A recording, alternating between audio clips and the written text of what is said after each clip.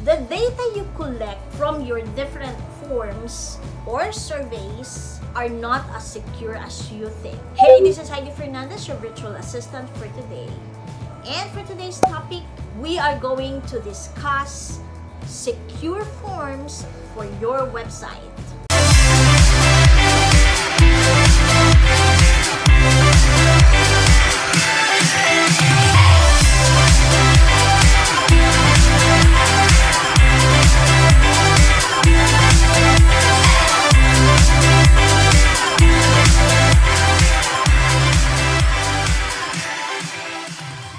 Hackers can get to you through the internet, text messages, or other online services that you use. Whether you are offline or online, the hackers will still go after all your resources on the internet. Without proper attention to detail, it can cause a massive data breach.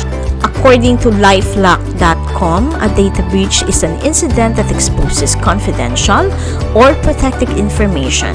A data breach might involve the loss or theft of your social security number, bank account, or credit card numbers, personal health information, passwords, or email.